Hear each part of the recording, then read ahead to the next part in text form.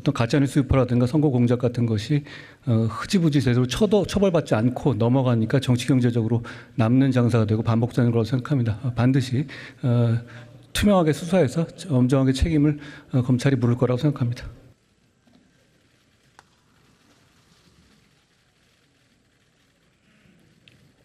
안녕하십니까?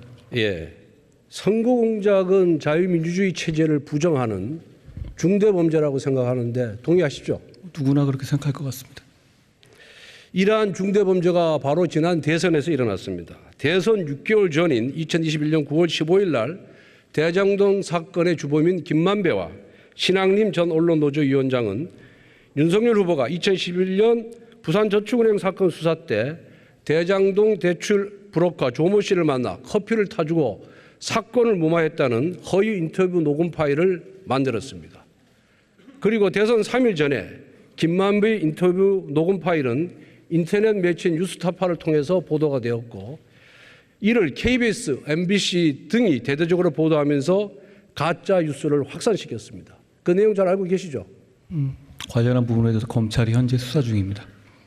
게다가 민주당과 이재명 후보는 이러한 가짜 뉴스를 이용해서 대장동 사건은 이재명 게이트가 아닌 윤석열 게이트다, 이렇게 거짓 선동을 일삼았습니다. 장관님, 통상 인터뷰는 즉시 보도하는 것이 상례죠. 제가 언론인은 아니니까 거기에 대해서 평론은 하기는 어려울 것 같습니다. 그런데 대선 6개월 전에 했던 인터뷰를 대선 3일 전에 보도를 했어요. 그 이유가 무엇이라고, 그 의도가 무엇이라고 생각하십니까? 그런 점까지 잘 고려해서 검찰이 투명하게 수사할 거라고 생각합니다.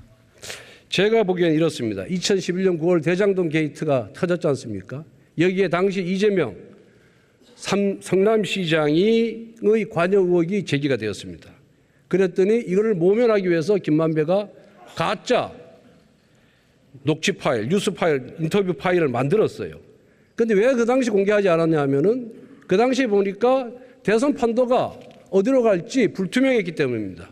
그런데 선거가 임박할수록 선거 결과를 장담해서 얻게 되자 선거를 불과 3일 앞두고 가짜 녹취 파일로 공작을 시도했던 것입니다. 왜 그랬을까요? 3일이라는 시간 동안에 그 뉴스 내용의 진위를 판단할 수 없게, 판명할 수 없기 때문에 이를 이용했던 겁니다. 어떻습니까? 제 그 생각이. 그런 부분까지 포함해서 검찰이 잘 수사할 거라고 생각합니다. 지금 선거 공작의 실체가 드러나고 있어요. 자유민주주의를 파괴하는 이런 공작에 대해서 법무부 장관으로서의 입장이 뭔지 한번 말씀해 주시기 바랍니다. 여기 계신 모든 분의 입장과 같을 것 같습니다. 선거 공작이 실제로 있었으면 중대범죄고요. 그 부분을 잘 밝혀서 가부 여부를 잘 검찰이 판단해서 엄정하게 책임을 물을 거라고 생각합니다. 그런데 민주당에 의한 선거 공작이 이번이 처음이 아닙니다. 15대 대선 때 김대엽 병풍 사건 떠올려보면 자명해집니다. 또 16대 대선에서도 이해창 후보가 최규선으로부터 20만 달러를 수수했다라고 또 민주당이 허위, 가짜, 선전선동을 합니다. 20년 전에 조작 녹취 테이프가 오늘날의 조작 녹취 파일로 바뀌었지만은 가짜 뉴스를 대대적으로 유포하여 선거판을 뒤집으려 했던 정치 공작 그대로인 것입니다. 그때도 민주당이었고 현재도 민주당이었습니다.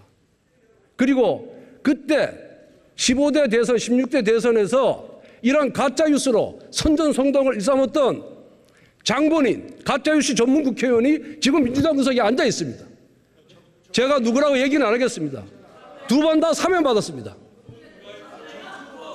장관께서는 이러한 자유민주주의 체제를 부정하는 선거 공작에 대해서 철저히 수사해서 엄단해 주시기 바랍니다. 이 사안 자체로 제가 말씀드릴 건 아닙니다만 이런 어떤 가짜뉴스 유포라든가 선거 공작 같은 것이 흐지부지 제대로 처벌받지 않고 넘어가니까 정치 경제적으로 남는 장사가 되고 반복되는 거라고 생각합니다. 반드시 투명하게 수사해서 엄정하게 책임을 검찰이 물을 거라고 생각합니다. 예, 수고하셨습니다.